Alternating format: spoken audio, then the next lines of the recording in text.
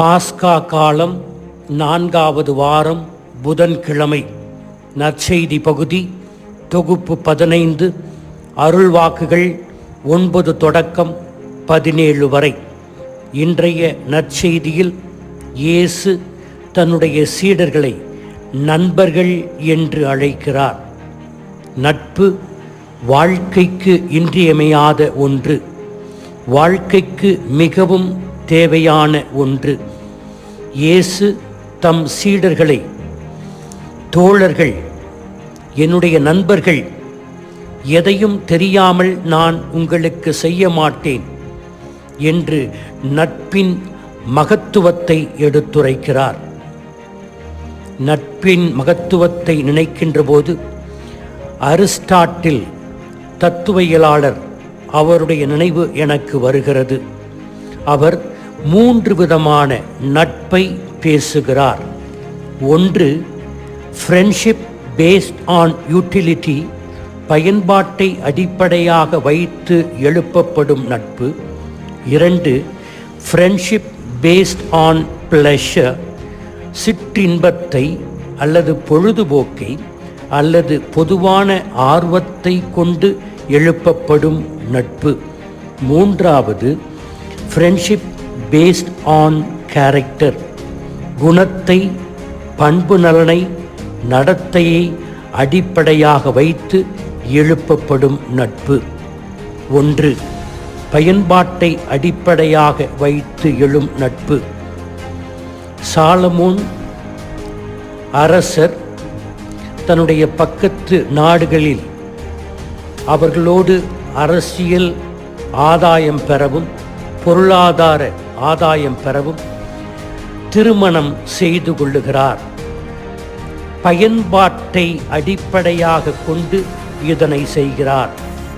1 அரசர் 11:1-8.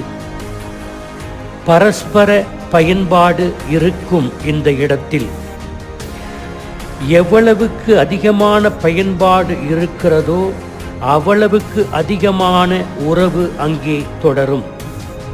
ஆனால் இந்த உறவில் நம்பிக்கை ஒரு காரணியாக இருக்காது. நேர்மை அங்கே இருக்க தேவையில்லை. எப்போது பயன்பாடு முடிவடைகிறதோ அப்போதே அந்த நட்பு முடிவுக்கு வந்துவிடுகிறது. பயன்பாட்டு முடிந்தவுடன் தூக்கி எறிகின்ற நட்பு இது. இந்த நட்பு உண்மை இல்லாத நட்பு, நிரந்தரம் இல்லாத நட்பு, நிபந்தனைக்கு உட்பட்ட நட்பு. பயன்பாடு என்பது நிபந்தனை. 2, இன்பத்தை, பொழுதுபோக்கை, பொது ஆர்வத்தை கொண்டு எழுப்பப்படும் நட்பு. விளையாட்டு வீரர்கள், கால்பந்து வீரர்கள், அது பாஸ்கெட்பால் வீரர்கள், இவர்கள் தங்கள் ஆட்டத்தை மிகவும் ரசித்து விளையாடுவார்கள். விளையாட்டு முடிந்தவுடன் அவர்களுடைய உறவுகளும் முடிந்து விடுகின்றன. சிலர் பொழுதுபோக்கை முன்னிட்டு நண்பர்களாக மாறுவார்கள். இசைத்துறையில் ஆர்வம் இருந்தால் அவர்கள் ஒன்று சேருவார்கள். தோட்ட வேலை அவர்களுக்கு பொதுவான ஆர்வம் என்றால் அதனால் சேருவார்கள். இப்படி பல இடங்களில் சோஷியல் கிளப், பயணத் தோழர்கள், இப்படி இந்த இன்பத்தை அடிப்படையாக வைத்த நட்பு பல இடங்களில் விரவி கிடக்கிறது. இந்த நட்பிற்கும் நம்பிக்கை இருக்க வேண்டும் என்ற அவசியம் இல்லை. எந்த அளவிற்கு இன்பத்தை தருகிறதோ அந்த உறவு, அந்த அளவிற்கு இந்த உறவு நிலை பெறும். ஆனால் முற்றிலும் நிலையில்லாத ஒரு உறவு இந்த உறவு. 3வது நட்பு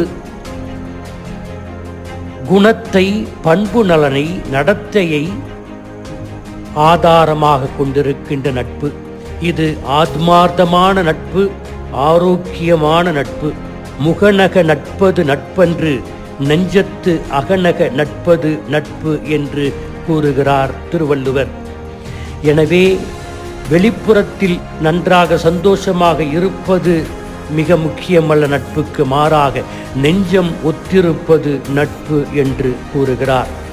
அதே பொய்யாமொழி திருவள்ளுவர் இன்னொரு குறளில், நகுதர் பொருட்டன்று நட்டல் மிகுதிக்கண் மேற்செனறு இடித்தற் பெருக்கு. அதாவது மகிழ்ச்சியாக இருப்பதற்கு நட்பு தேவையில்லை, மாறாக ஒரு நண்பன் தவறுகின்ற போது அதனை இடித்துரைக்கின்ற நட்புதான் உயர்ந்த நட்பு என்று கூறுகிறார். இயேசு இந்த 12 சீடர்களையும் அவர்களுடைய குணத்தினாலோ மற்ற எதினாலோ அல்ல, மாறாக அன்பினால், அன்பு மட்டுமே ஆதாரமாக வைத்து எழுப்பப்பட்ட அன்பு, சுயநலமே இல்லாத அன்புதான் நட்பு. அவர்கள் தவறு செய்கின்ற போது அதனை சுட்டி காண்பித்தார், அதுதான் நட்பு. எனவே நட்பின் இலக்கணத்தை தெரிந்திருக்கின்ற நாம் அந்த நட்பை பெறுவது மிக கடினம். அதனை நாம் நம்முடைய வாழ்க்கையில் பெறுவது மிக கடினம். ஒரு நல்ல நண்பனை பெற்றுவிட்டால் ஒரு மிகப்பெரிய பொக்கிஷத்தை பெற்றுவிட்டோம் என்பது பொருள். நீயாகவே இரு என்று சுதந்திரம் எந்த நட்பில் கொடுக்கப்படுகிறதோ அதுவே உயர்ந்த நட்பு. இயேசு ஒவ்வொருவரையும் நண்பர்களாக இருக்க அழைக்கிறார். ஒவ்வொருவரும் நீங்களாகவே இருங்கள் என்று சுதந்திரத்தை கொடுத்து கடவுளோடு உறவு, அன்பை மட்டுமே ஆதாரமாக வைத்து கடவுளோடும் அடுத்திருப்பவரோடும் உறவு கொள்ள அழைக்கிறார். இந்த அழைப்பின் குரலை கேட்போம். ஆமீன்.